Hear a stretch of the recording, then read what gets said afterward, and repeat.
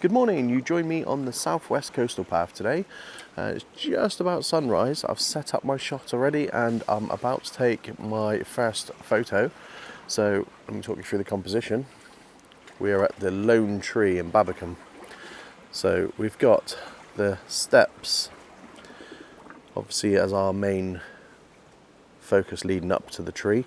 And then we're going to use the shutter speed to slow down the water and get a nice long exposure. I've got a polarizer on, no ND filter needed because it's still early in the morning, it's still quite light. And yeah, I'm going to try a couple of shots, one with a long exposure and one with a short exposure.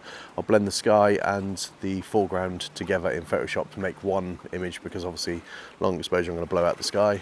So I've got a 13-second exposure and I'm on f13.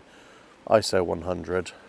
So I'm taking 2 exposures for every photo so I can get the sky nicely exposed and the foreground because it's quite a dark area, and I'm getting less and less time on my exposures now because obviously the sun's rising and we're getting a lot more light. So I started off when I first got here, it was 30-second exposures to expose the foreground, and now I'm on 13 seconds, so it's getting shorter and shorter. So it might produce some different images with the water, give me something different, a different effect in the how smooth the water goes. So it might be interesting.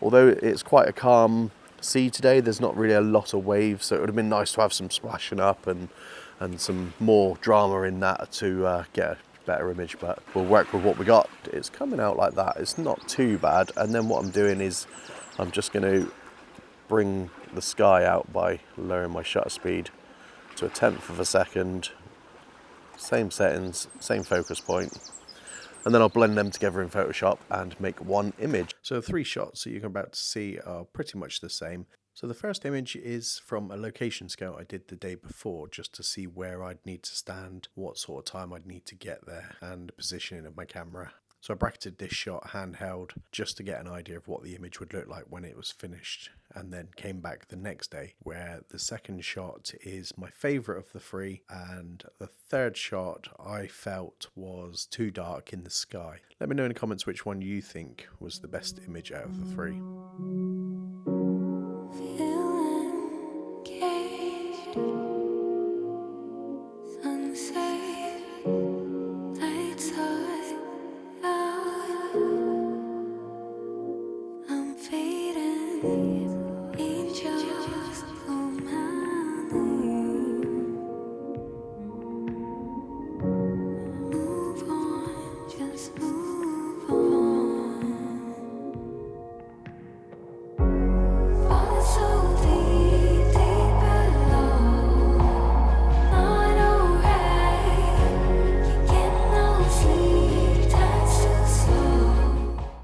So it's a nice short video for you this week. I didn't want to overdo it with my back, but I didn't want to do any B-roll and bending over and putting the camera down. And I've taken my other tripod, so I've got this tripod and then I've taken the other one out of the backpack just to make it a little bit lighter on my back when I'm carrying it. So I didn't overdo it. So next week, hopefully everything should be back to normal and I should be back out enjoying taking photos again. So it just leaves me to say thank you so much for watching, and I'll catch you on the next one.